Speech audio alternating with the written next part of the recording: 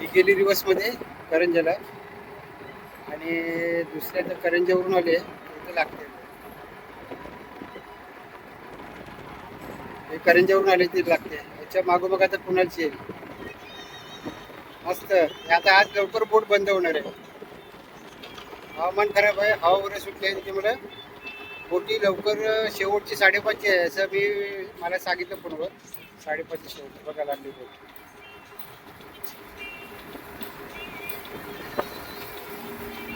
रेवस जेटीवर आलो मी आता. हे बघा एक बोट निघाली इथून, थोडी मच्छीची बोट आहे.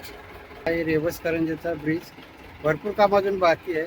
तो द्रोणागिरीचा डोंगर आहे आणि हे आहे करंजा. आणि बघा आता एक बोट आली आहे, पण याच्यामध्ये कुणाल नाही आहे. याच्यानंतर जी बोट आहे त्याच्यामध्ये कुणाल आहे. चलो चलो चलो चलो. जबरदस्त सुगंध बघा मस्त येतोय. आणि हे बघा आता शिजेल, थोडं पाणी आटायला पाहिजे. कलेजी लवकर शिजते, पेटा लवकर नाही शिजत. ताटामध्ये कलेजी पेट आहे आणि इकडे बाजरीची भाकरी आहे, मस्त आहे. तर पोहे कसे शिजले, कणगी शिजतेच आणि पेटा पण चांगला शिजव. नमस्कार मंडळी, परत एकदा सुरू करूया एक नवीन व्हिडिओ. मंडळी पावसाने उघडझाप चालू ठेवले. रात्रीचा जोरदार लागतो. रात्री खूप जोरात पाऊस लागला होता. पत्र्यावरती अक्षरशः तडतड तडतड आवाज येत होता. आणि सकाळी बघितलं तर शांत होता. परत दुपारी परत लागला आणि आता जवळ 2:30 वाजल्यापासून आता वाजायला आलेत का बरोबर 4. तर आता एकदम शांत आहे, सर्व गारेगार आणि हिरवं वातावरण आहे बघा. त्या साईडला तिकडे बावकर काम करतायत. सांगायचा विषय असा की आज आहे शुक्रवार आणि कुणाल आज येतोय कॉलेजमधून. नावाशावरून येतोय कुणाल. तर त्याला मी आता आणायला चाललो आहे रेवस जेटीवरती. तर प्रॉब्लेम असा झाला आहे की बोटी कमी चालू आहेत. म्हणजे काय वातावरणाचा काय परिणाम आहे. इथे वातावरण शांत आहे, पण समुद्राचं वातावरण वेगळं असतं. तिकडचं सर्व हवेवरती अवलंबून असतं.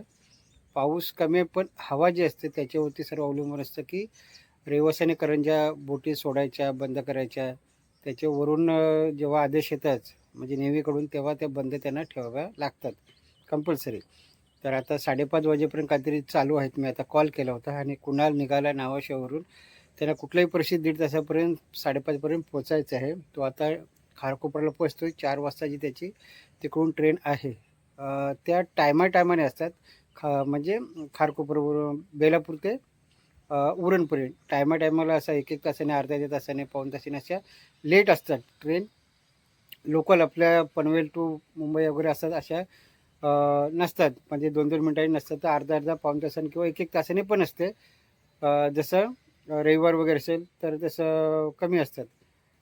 तर त्यांना पोचायचं आहे. मला वाटतं बहुतेक आता ते खारकोपरला पोचले असते. 4 वाजताची ट्रेन असते आणि त्यांना 15 मिनिटात परत ते इथे येणार खारकोपरवरून उरणला. उरणवरून 15-20 मिनिटांनी तिकडे करंजा येणार. तिथे 5:30 वाजेपर्यंत कमीत कमी म्हणतो तुम्ही लवकर येते बोट मिळेल. नाहीतर मग तिथे बोटला असतो. बोटला म्हणजे काय, साधी मच्छी पकडायची होडी असते ना, 4-5 जण नेऊ शकतात, त्याला बोटला बोलतात. ते 100 रुपये घेतात. जर हवामान बरोबर असेल तरच ते घेतात. रात्री बोटी बंद होतात 7:30च्या नंतर. 7:30 की 7ची तिकडून शेवटची आहे असा अंदाज आहे. 7:30ची आहेच, मी आलो त्याने. पण 7ची सोडतात की नाही मला माहिती नाही. तर ती शेवटची बोट जर चुकली आणि आज हवामान थोडंसं बिघडलेलं असलं, इथे शांत दिसतंय, समुद्राचं वातावरण वेगळं आहे.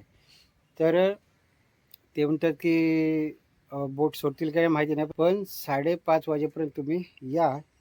तर बघूया, जर बोट भेटली तर चांगलंच आहे आणि भेटू दे बोट. कारण आता मुलांना बोटला नसला तर त्यांना परत पनवेलला जावं लागेल आणि पनवेल मार्गे कारलेखिंड मार्गे मला आणायला जायला लागेल. तिकडं निघतोय मी. रस्त्यामध्ये मला सामान घ्यायचं आहे, म्हणजे झिराडला मला सामान वगैरे काहीतरी घ्यायचं आहे. एक 15-20 मिनटं तिथे जातील. नंतर 15-20 मिनटांनी मी पोचेन रेवस जेटीवरती.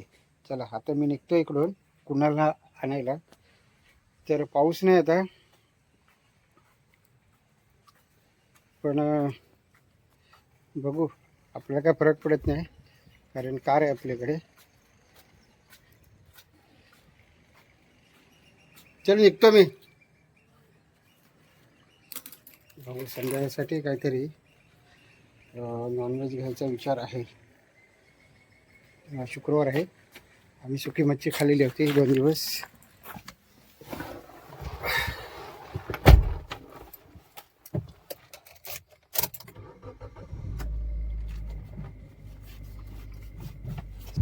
मंडळी, झिराडवरून निघालो मी आता. झिराडला थांबलो मी. तिथे काहीतरी मला दूध वगैरे घ्यायचं होतं आणि चहा पावडर वगैरे ते घेतलं. माझ्या डॉगसाठी चिकन घेतलं. संध्याकाळसाठी आम्हाला कलेजी पेढे घेतला. आणि आता मी निघालोय रिव्हर जेटीवर. आता मी पोहोचतोय रिव्हर जेटीवर. लगभग मी आलोच आहे आता. आणि कोणालाही तिकडून निघालाय तर कोणाला बोललो तुला काय खायला पाहिजे काय, तर नको बोलला. बोट त्यांना 100% भेटेल, कारण ते ना लगेच ते ट्रेन वगैरे मिळाली पुरणची आणि ते निघाले. त्यामुळे तिथून जाऊन पिकअप करूया. तुम्हाला दाखवतो मी रेवस जेटी. नवीन पण बांधतायत, ब्रिज पण दाखवतो लांबून, जो रेवस कारंजा तोही दाखवतो आणि जेटी पण दाखवतो. चला गाडी थांबूया. गाडी पार्क केली आहे आणि मी चालू आहे जेटीवर. छत्री पण बघा गावठी स्टाईलमध्ये लावली अशी पाठीमागे. मी आमच्या गावाला अशी छत्री लावतात, तुम्ही लावता का बरं नक्की सांगा. तर निघालो मी. बघा या साईडला सर्व बाईक बघा सर्व रांगेत लावलेले आहेत आणि चाललो आहोत आपण इकडे जेटीवर, रेवस जेटीवर. बाजूलाच एक छोटी म्हणजे जेटी वगैरे बांधतात. आता नवीन ब्रिज होणार आहे रेवस कारंजा, त्याच्यामुळं ही वाहतूक पण चालूच राहणार आहे. ही जेटी जुनी झालेली आहे, अगोदरची मोडकळी झालेली आहे, तर ती नवीन बांधणार आहेत. चालूच आहे काम. आणि लांबून तुम्हाला मी दाखवतो रेवस कारंजा ब्रिज काम चालू आहे. 2028ची काहीतरी डेडलाईन आहे त्याची. नक्की मला माहिती नाही, मी याचे व्हिडिओ बघितले 2-3 रेवस कारंजाचे यूट्यूबवरती. तर बघा सर्व ही खारफूट आहे, खारफूट. आता पाणी खाली आहे.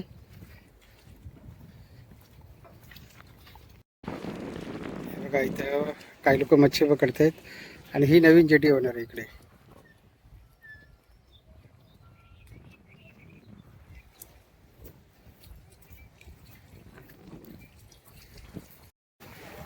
हे बघा ही नवीन जेटी कधी पूर्ण होईल का माहिती नाही, याला भरपूर टाईम लागणार आहे.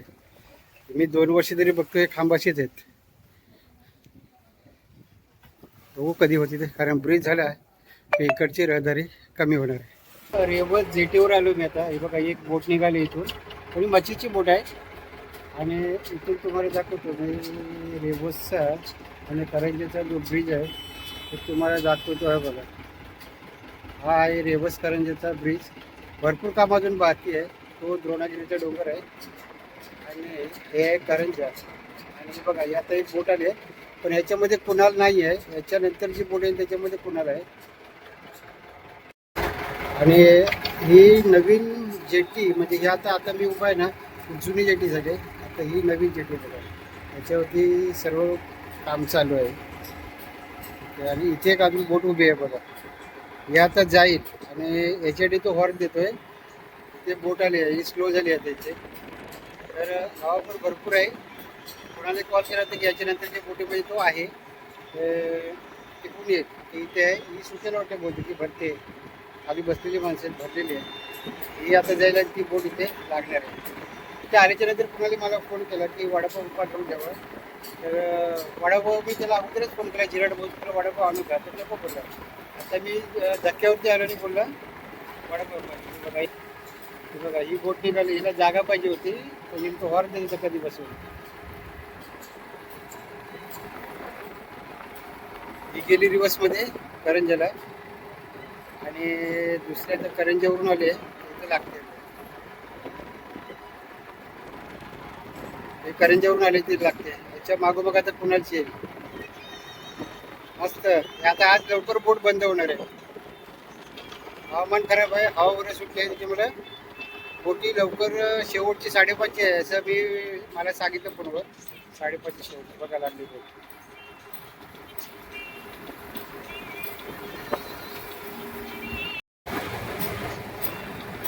हे निघाली करंजेला आणि हे आले. तर पुण्याला बोट भेटली, एक चांगली झालं. पाणी कमी आहे, ओटी आहे, त्यामुळं खाली लोक उतरणार आहे धक्क्याच्या खाली. आणि जर भरती असली ना तर इथून डायरेक्ट वरच्या याच्यावरून तिकडे या साईडला ओटीच्यावरून इकडे उतरते धक्क्यावर. आता काही तळाला उतरतात, पाणी कमी आहे.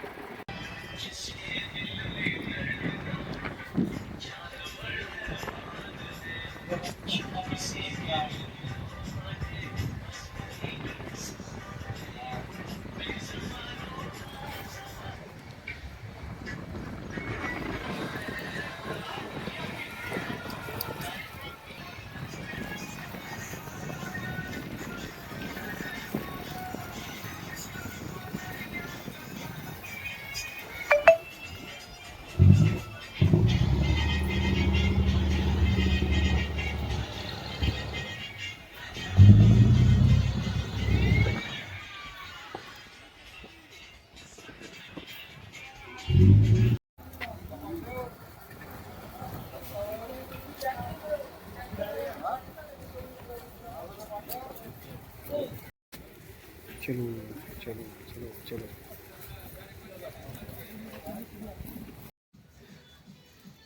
संध्याकाळचे 6:15 वाजलेत आणि आता मी पोचलो आहे घरी अलिबागला. आणि कुणाला गेला आपल्या रूममध्ये. तर आलो आणि पाऊस लगेच झाला बघा, सर्व ओलं दिसतंय, सगळीकडे ओलं ओलं झालं पावसाने. एक जोरदार पावसाची सर आली आता. आणि आम्ही आता पोचलो 6:15. भरपूर हवा आहे. मला वाटत नाही की 6:30 किंवा 7ची बोट ते फिरवतील, कारण जी कुणालची बोट आली तीच तिरकी तिरकी बोट जात होती मध्यावरती आल्याच्या नंतर. कारण जे मुंबईवरून जी हवा येते ती डायरेक्ट मध्येच येते आणि ती धरमतर साईडला येते. तर तिथे बोट हेलकावे खात होते आणि तिरकी तिरकी जात होते. नंतर सावकाश सावकाश इकडे आले. फायनली आता आम्ही घरी पोचलो आहे. तर कुणालसाठी आणि आमच्या आणला कलेजी पेठा. उद्या कुणाल मित्राकडे जाणार आहे बहुतेक दिवस, पूर्ण दिवस. आणि संध्याकाळी पण तिकडे त्याचा बड्डे आहे, तर तिकडे ते सेलिब्रेट करणार आहे. कलेजी पेठा धुवून घेतला आहे. आता मी ह्याला करणार आहे कट. छोटे छोटे तुकडे करून घ्यायचे, एकदम छोटे पण नाही, मीडियम करून घेणार. कलेजी मसाला बनवणार आहे. तर चला आपण पहिल्यांदा ह्याला कट करून घेऊया. पहिल्यांदा अलिबागमध्ये चांगल्या पोल्ट्री होत्या, तर बहुतेक पोल्ट्री आता बंद झाल्या. तिथला माल आहे ना तो कलेजी पेठा, प्रकार लेग्स वगैरे ते बाहेरून येतात. पेट्याची जास्त मोठे पीस नाही करायचे, कारण शिजत नाही ते लोक. कलेजीचे मोठे पीस असले तरी चालतात, कलेजी लगेच शिजते. तेल टाकूया, 2 पळी टाकलं पाहिजे झालं, कारण कलेजीला तेल सुटतं आणि पाणी सुटतं. कढीपत्ता टाकलाय, मस्त तडतडतो आणि कांदा टमाटे टाकून घ्यायचे.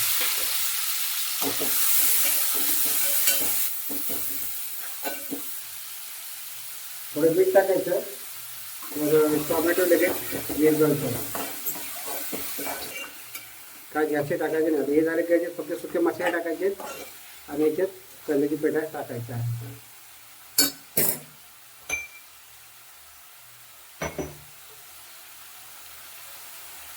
अद्रक लसूण पेस्ट,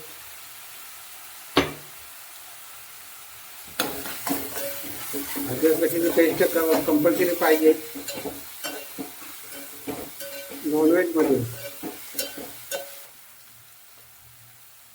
हळद टाकायचे, काश्मीरी मिरची पावडर, आणि हा आहे पॉवरफुल गरम मसाला, जास्त टाकायचा नाही. आणि थोडीशी तिखट पावडर टाकते, जास्त नाही.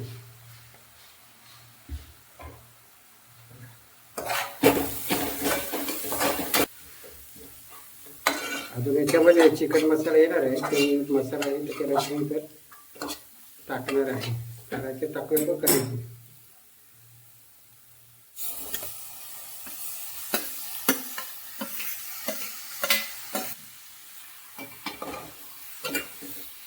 मस्तपैकी कलेजी येते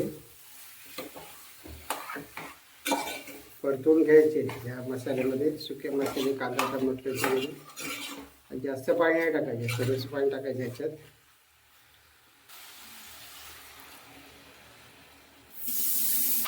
पाणी टाकलंय आणि याच्यामध्ये टाकायचं आहे आता कांदा खोबऱ्याचा मसाला टाकायचा. बघा हा आहे कांदा खोबऱ्याचा मसाला. हे टाकलं ना की एकदम जबरदस्त होतं. कांदा खोबऱ्याचा मसाला पाहिजे. काळा मसाला बोलतो आम्ही याला, काही लोक गोडा मसाला बोलतात. मीठ वगैरे टाकून घेऊया.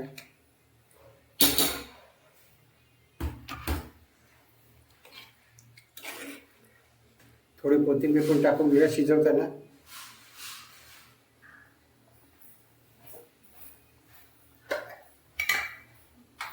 आणि आता आपला चिकन मसाला. तर आता आपण हे सर्व तयार झालं आहे. मीठ वगैरे टाकलेलं आहे, चिकन मसाला पण टाकलेला आहे, गरम मसाला पण टाकलेला आहे, सर्व टाकून झालं आहे जिन्नस. आता आपल्याला झाकण लावून शिजवायचं आहे. ह्याला झाकण लावूया आणि 10 मिनटं तरी शिजू देत चांगलं. जबरदस्त सुगंध बघा मस्त येतोय. आणि हे बघा आता शिजेल. थोडं पाणी आटायला पाहिजे. कलेजी लवकर शिजते, पेटा लवकर नाही शिजत. तर थोडा वेळ अजून शिजूया त्याला. कलेजी पेठा झाला बघा, मस्त एकदम कलेजी पेठा आहे. तरी बघा भारी दिसते. आणि इकडे घेतलं आहे ताटामध्ये कलेजी पेठ आहे आणि इकडे बाजरीची भाकरी आहे. मस्त आहे. तर बघा कसे शिजले. कलेजी शिजतेच आणि पेठा पण चांगला शिजवलं आहे. कलेजी पेठा आणि बाजरीची भाकरी.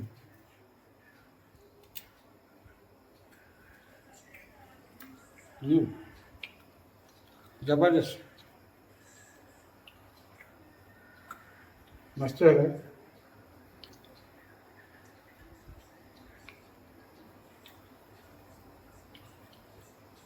तर मंडळी हा व्हिडिओ आता इथे मी थांबवतो आहे. व्हिडिओ जर आवडला तर लाईक करा, शेअर करा, कमेंट करा. चॅनलवर नवीन असाल तर चॅनलला सबस्क्राईब करा.